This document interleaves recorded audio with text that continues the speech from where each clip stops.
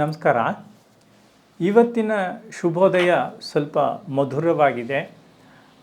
ಒಂದು ಮಗುವನ್ನು ಎಬ್ಬಿಸುವ ರೀತಿಯಲ್ಲಿ ಇದೆ. ಆದರೆ ಈ ಮಕ್ಕಳು ಎಷ್ಟೇ ನಿದ್ದೆ ಮಾಡ್ತಿರಲಿ, ರಸ್ತೆಯಲ್ಲಿ ಆನೆ ಬಂತು ನೋಡು ಬಾ ಏಳು, ಒಂಟೆ ಬಂತು ನೋಡು ಏಳು ಅಂತ ಎಬ್ಬಿಸ್ತೀವಲ್ಲ, ಹಾಗೆ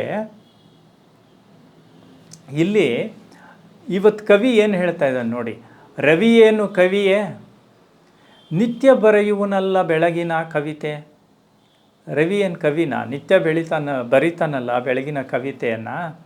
ಬಣ್ಣದ ಅಕ್ಷರವ ಓದಿ ಹಾಡುವುದು ಹಕ್ಕಿ.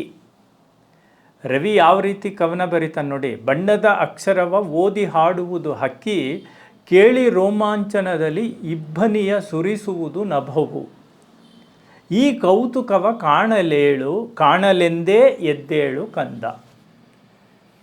ರವಿ ಏನು ಕವಿನ ಈ ರೀತಿ ಯಾವ ರೀತಿ ಪದ್ಯ ಬರಿತಾನೆ ನೋಡಿ. ಅವನು ನಿತ್ಯ ಬರಿತಾ ಇದ್ದಾನಲ್ಲ ಬೆಳಗಿನ ಕವಿತೆ.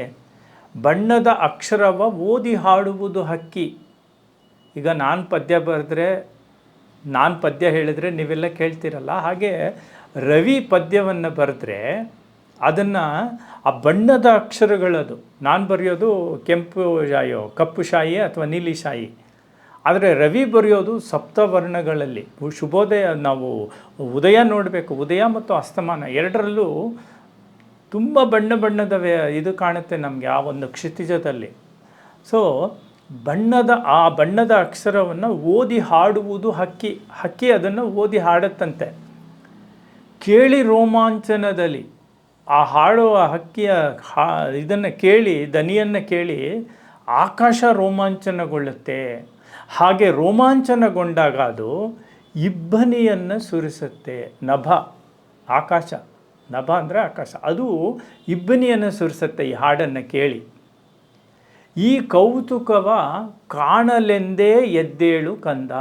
ಈ ಒಂದು ಕೌತುಕವನ್ನು, ಈ ಒಂದು ವಿಶೇಷವನ್ನು ನೋಡೋದಕ್ಕೆ ಎದ್ದೇಳು ಕಂದ ಅಂತ ಹೇಳ್ತಾ ಇದ್ದಾನೆ ಇವತ್ತಿನ ಕವಿ. ನಮಸ್ಕಾರ.